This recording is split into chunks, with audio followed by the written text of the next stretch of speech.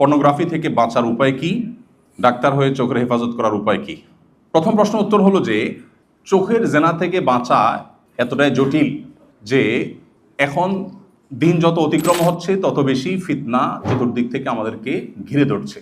আপনি আর সব করতে পারবেন, ইমানের উপরে টিকে থাকা কঠিন, আপনার আমল টিকে রাখা কঠিন। তো এটার জন্য দরকার হলো আসলে শক্ত সিদ্ধান্ত নিজের বিরুদ্ধে। খুব মানুষের রোগ যখন জটিল হয় তখন অপারেশন দরকার হয়। এই সিদ্ধান্তগুলো কোনো নর্মাল আমলের বিষয় না। অনেকে বলে ভাই একটা আমল শিখা দেন যেটা করলে পর্নোগ্রাফি দূর হয়ে যাবে। আমি বললাম আপনি তো হয়েছে ক্যান্সার, চাচ্ছেন ট্যাবলেট। ক্যান্সারের জন্য তো ট্যাবলেট না, থেরাপি লাগবে বা অপারেশন লাগবে, তাই না? সো এই পর্যায়ে কঠিন সিদ্ধান্ত নেওয়াটা গুরুত্বপূর্ণ। জীবনের প্রত্যেকটা পর্যায়ে এসে আমরা সবাই জানি, সবাই একমত হব, এমন এমন ইস্যু আছে যে ইস্যুগুলোতে আসলে খুব শক্ত সিদ্ধান্ত নিতে হয়। এই শক্ত সিদ্ধান্ত নিতে যতটা কষ্ট মনে হয় আসলে নিলে এত কষ্ট হয় না। যাদের এই এডিকশন আছে তারা কোনো একটা ডিভাইসের মাধ্যমে এটা দেখেন, এই তো ডিভাইসটা চেঞ্জ করে ফেললে হয়ে গেল, একটা বাটন ফোনে চলে গেলে হয়ে গেল। খুব জটিল কাজ। দেখেন এই সহজ কাজটা কিভাবে করবে জন্য সিকিউরিটি লিখে দিয়েছি। কাজটা খুব সহজ না। আমি স্মার্টফোনটা বিক্রি করে একটা বাটন ফোনে চলে আসলাম। হ্যাঁ, কিছু অসুবিধা হবে, বাট আমি বড় কোনো সমস্যা থেকে বাঁচার জন্য কিছু অসুবিধা তো আমি মেনেই নিব, তাই না? এবং এভাবে যদি আমি বেশি না কয়েক মাস চলতে পারি, ইনশাআল্লাহ আবার আমি কামব্যাক করলে অসুবিধা হবে না। আল্লাহ রাব্বুল আলামিন অনেক গুনাহের ক্ষেত্রে বলেছেন তোমরা গুনাহ করবে না, লা তাকতুলুন নাফস, মানুষ হত্যা করো না। দেখেন জেনা, ব্যভিচার এমন পাপ, এমন গুনাহ, আল্লাহ এ সম্পর্কে বলেছেন লা তাজনুনা বলে আল্লাহ বলেছেন লা তাকরাবুজ জিনা, তোমরা জেনার কাছেও যেও না। ইন্টারেস্টিং বিষয় না? আল্লাহ বলেন নাই যে হত্যার কাছেও যেও না, আল্লাহ বলেছেন হত্যা করো না, সাফ। কিন্তু জেনার ব্যাপারে আসছে আল্লাহ বলেছেন ওয়ালা তাকরাবুজ জিনা, তোমরা জেনার, ব্যভিচারের কাছেও যেও না। কেন আল্লাহ এভাবে বললেন? কারণ এই জিনিসটাই এমন, আল্লাহ তো সৃষ্টিকর্তা, তিনি জানেন তার সৃষ্টির দুর্বল জায়গা কোথায়। তিনি জানেন যে জেনার কাছাকাছি গেলে সে ব্যাক করতে পারবে এর সম্ভাবনা খুব কম, রিস্ক এখানে অনেক বেশি, এজন্য কাছেও যেতে নিষেধ করা হয়েছে। এখন আমরা অনেক সময় বলি না আমাদের মন পরিষ্কার, হুজুরদের মনগুলো সব ছোট, হুজুররা খুব লেম চিন্তা করে। কেন এত পর্দা রর্দা করতে হয় ভাই? মনের পর্দা বড় পর্দা, মনের পর্দা বড় পর্দা। এবং এই জায়গাটাতে বিশেষ করে আপনার বেশিরভাগ মানুষ মনে করে কেন মা বোনের মতো দেখা যায় না, পরনারী কেন এত পর্দা মেনটেন করতে হবে? ওই যে কয়েকদিন আগে না শুনছেন যে কোন একজন স্টুডেন্ট আপনাদের মতোই বাইরে যাবে, সে টাকা জমাতে গেছে ব্যাংকের বুথে, ওখানে রিসিপশনে মহিলা ছিল। বেশ ঘটনাটা সারা দেশে ব্যাপক আলোচনা জন্ম দিয়েছে, টকশোগুলোর বেশ গুরুত্বপূর্ণ টপিক হয়েছিল এটা। তো ভদ্র মহিলার কাছে টাকা জমা দিতে গেছে, ক্যাশিয়ার ছিলেন উনি। তো এই ইয়াং ছেলে যে বাইরে যাবে পড়াশোনার জন্য তাকাচ্ছিল না তার দিকে, তখন উনি ওনার হাজব্যান্ডকে বলেছেন, হাজব্যান্ড সেটা সোশ্যাল মিডিয়াতে ভাইরাল করেছেন যে এই ছেলে বিদেশে যে কি করবে, একটা মহিলার চেহারার দিকে তাকাইতে যে পারে না সে বাইরে যা করবেটা কি? বাইরে এত মহিলা, সে এখানে একটার দিকে তাকাতে পারতেছে না, ওখানে যে করবেটা কি সে? তো এটা নিয়ে সারা দেশ খুব সরগরম, টেনশন হয়ে গেছে। হায় হায় রে, ছেলে তো চোখের ডাক্তার দেখানো উচিত, বেচারা তাকাতে পারতেছে না, তার ডেফিনেটলি চোখে কোনো সমস্যা আছে। আচ্ছা, কি অদ্ভুত না, যে ভদ্রলোক লিখেছেন তার ওয়াইফের দিকে তাকায় নাই, এজন্য তিনি অপমান বোধ করেছেন। আচ্ছা, আমরা কমন সেন্স ব্যবহার করি, কোরআন এবং হাদিস আপাতত থাকুক, আমরা কমন সেন্স ব্যবহার করি। রাস্তায় কোনো নারীর সৌন্দর্য বা স্ক্রিনে কোনো নারীর সৌন্দর্য দেখার পর একজন পুরুষের মনে কি চিন্তা আসে? আল্লাহর কি অপরূপ সৃষ্টি, সুবহানাল্লাহ, ফাতাবারাকাল্লাহু আহসানুল খালিকিন, আল্লাহু আকবার। এই চিন্তা আসে? এই চিন্তা আসে? আপনি যদি বলেন না আমার তো এই চিন্তাই আসে, তাহলে আপনার এই গ্রহে বসবাস করা উচিত না। আপনার কবে কবরে চলে যাওয়া উচিত, তার নাহলে ডাক্তার দেখানো উচিত। আচ্ছা ভাই, যেটা বলছিলাম, এখন আপনারা সবাই যেভাবে হো হো করে হাসলেন, এই হাসিটা আমার দরকার ছিল কথাটা বোঝার জন্য। এই হাসিটা প্রমাণ করছে যে আপনারা সবাই জানেন, এটা ওপেন সিক্রেট, যে কোনো নারীর খোলামেলা শরীর, চেহারা, সৌন্দর্য দেখার পর পুরুষের মনে কি চিন্তা আসে এটা আমরা সবাই জানি। কেউ যদি বলে না না ভাই আমার এসব চিন্তা আসে না, তাহলে আমরা তাকে নিয়ে বরং হাসাহাসি করবো, তাই না? এটা তো বাস্তবতা। ওকে, এবার কেউ তার বউ, তার বোন, তার ফ্যামিলির কোনো মেয়ে, অন্য কেউ তার দিকে তাকালো না, সে অপমান বোধ করছে, তার চয়েস নিয়ে আমার আলাপ নাই।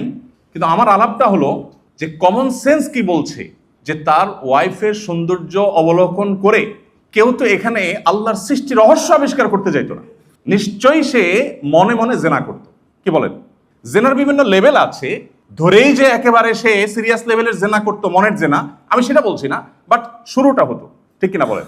তাহলে একজন, আপনি ইসলামকে এক পাশে রেখেও যদি চিন্তা করেন, একজন মিনিমাম কমন সেন্সালা মানুষ তার স্ত্রী, তার ফ্যামিলির কোনো মেয়ের সৌন্দর্য অবলোকন করে, অন্যান্য আজকাল সোশ্যাল মিডিয়া দেখেন কাপল ব্লগ আর কত কিছু বাইর হয়েছে না, বইয়ের ছবি দিয়ে দেয়, কেউ যখন লিখে দেয় কি জানি কি কি লেখে কমেন্টগুলো, সাধারণত সুন্দর কোনো মহিলার ছবি দিল, নিজের বউর ছবি দিল, ফ্রেন্ড লিস্টের লোকজন এসে কি লেখে,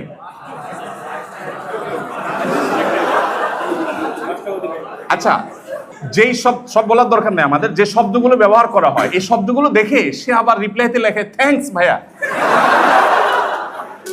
আপনি রুচির দুর্ভিক্ষটা খেয়াল করছেন? মানে সে রিপ্লাইতে বলছে থ্যাঙ্কস, তাকে যে কি বলছে এটা তর্জমাই সে করতে পারে না, তার বইয়ের ছবি দেখা। দেখেন এই কথাগুলোকে আমাদের অনেক বন্ধুরা মনে করে এই বেটা হুজুররা না, ওই যে একটু আগে বললাম হুজুররা না, এদের চিন্তাধারাগুলো এত নিচু।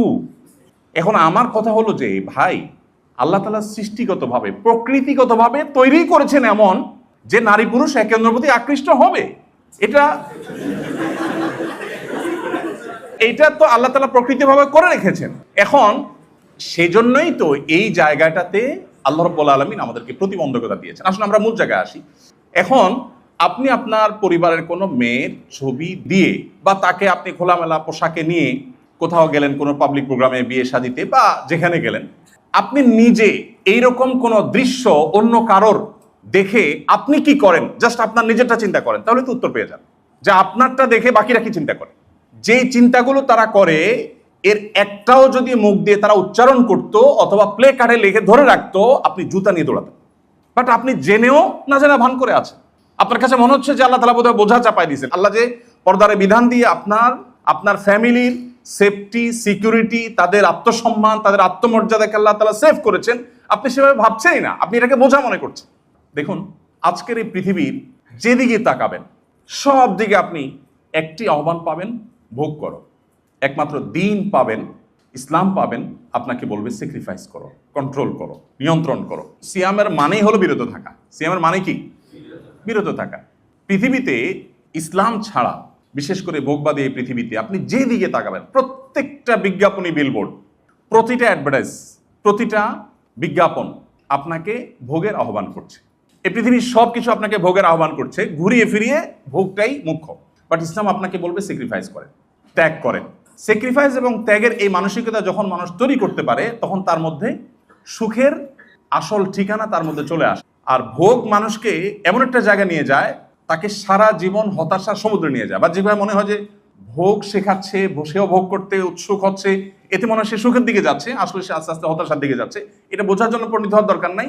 আমরা যে মডেলটা ফলো করি, পশ্চিমা মডেল তো আমরা আমাদের দেশে ফলো করি সাধারণত, তাই না? আমাদের লাইফস্টাইলে সবকিছুতে আমরা ওদের দিকে তাকালে কিছুটা অনুভব করতে পারবো যে ওদের সুখ তো মাপার আলাদা কোনো মিটার নাই, কিন্তু বিভিন্ন রেশিও দেখলে বোঝা যায়। তো আত্মহত্যার প্রবণতা বলেন, ডিপ্রেশনের রেশিও বলেন, এগুলো যদি আপনি কম্পেয়ার করেন, আপনি দেখবেন যে আল্লাহ রাব্বুল আলামিন শুধুমাত্র তার প্রকৃত গোলামি এবং বান্দিগি, আত্মনিয়ন্ত্রণ করার প্রবণতা আছে, মানসিকতা আছে, মানুষগুলোকে আল্লাহ তাআলা শান্তি দিয়েছেন। আসলে দুনিয়াতে তো মানুষের চাহিদা শেষ নাই, কোনো আছে? কোনো শেষ নাই। তো এইটার সবচেয়ে সহজ সমাধান হলো নিজেকে নিয়ন্ত্রণ করা, সবর করা। তো পর্নোগ্রাফি থেকে বাঁচার জন্য এই যে হার্ড এবং কঠিন একটা ডিসিশন নেওয়া, হার্ড ডিসিশন নেওয়া, এটার কোনো বিকল্প নাই। যে আমি আসলে ওই সূত্রগুলো, ধরুন আমি নির্জনে থাকার কারণে এই সমস্যাটা হয়, তো আমি নির্জনতা পরিহার করবো, এমন কোনো রুমে যাবো যেখানে 2-4 জন থাকবে, কিছু সমস্যা হবে, বাট আমার মূল সমস্যার সমাধান হবে। ঠিক একইভাবে যে ডিভাইসটা আছে ওটা আমি চেঞ্জ করতে পারি, আমি নেট কানেকশন থেকে ডিসকানেক্টেড থাকতে পারি, আমি বিশেষ কোনো ইস্যু আছে, কারোর সাথে ব্যক্তিগত যোগাযোগ আছে, তার নাম্বারটা ডিলিট করে ফেলি, তাকে ব্লক করে ফেলি, সিমটা চেঞ্জ করে ফেলি, অনেক অপশন আছে। বাট এই অপশনগুলো দেখেন খুবই খুবই সহজ অপশন, কিন্তু আমরা না পারি না। কেউ একজন মনে হয় যে হাত পা বেঁধে রাখছে, বলে যে ভাই আমি পারি না। কেন পারেন না ভাই? মোবাইলটা ফেলে দিলে তো হয়ে যায়।